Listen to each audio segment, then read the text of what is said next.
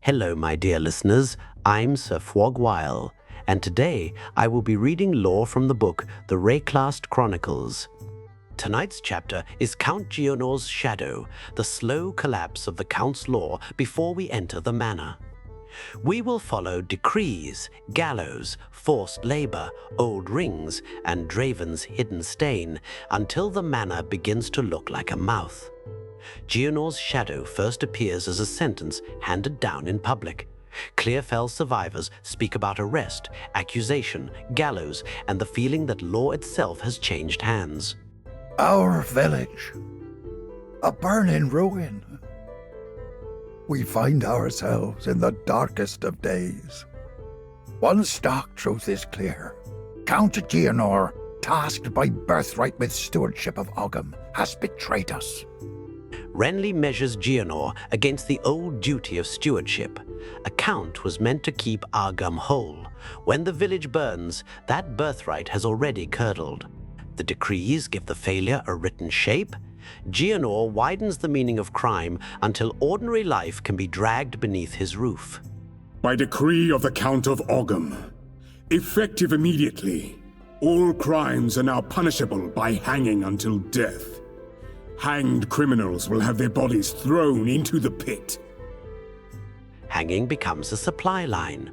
The body goes to a pit, and the sentence reads like bookkeeping. The gallows begin to look like an appetite with clerks. By decree of the Count of Ogham, able-bodied men capable of excavation must present themselves at the manor at once. Failure to do so will constitute a crime. Forced labor pulls the village toward the manor. The crime is no longer murder or treason. The crime is absence, exhaustion, refusal, hunger, or standing in the wrong place. Draven's name carries an older fear. The legacy of Dionadair says his hostage-taking was kept from the Empire's heart. Even the Empire had stains it preferred to hide. When Draven rises in the old ground, Geonor's fear gains a deeper frame. Ogham remembers the Eternals as conquerors, hostage-takers, and would-be owners of Izomite blood. From the moment she arrived, she spent her time whispering dreadful little barbs in his ear. He became rather agitated and started doubting himself, doubting his bloodline. He had a scholar repeatedly investigate whether the Eternals had dirtied his ancestry. Her testimony gives the private version of that wound.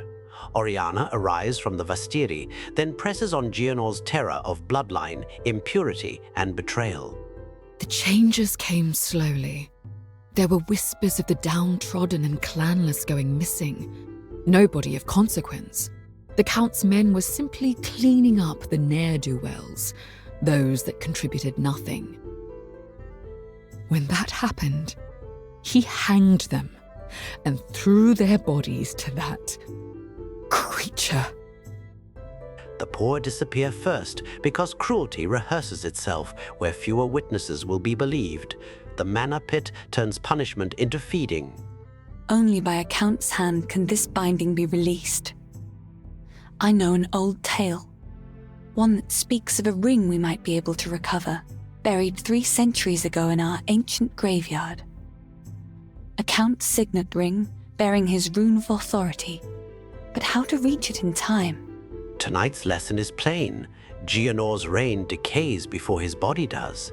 Ogham's old wounds give him the words, Oriana gives him the promise, and the seed gives his law somewhere monstrous to go. Next time, we follow that corruption back beneath the trees, where Freythorn, old worship and forest memory begin to answer in their own terrible voice. That's all I have for you tonight. Be sure to like, comment, and subscribe. There is much more lore and many more stories to come. Thank you for taking the time to watch my content. Until then, take care, and I'll see you next time.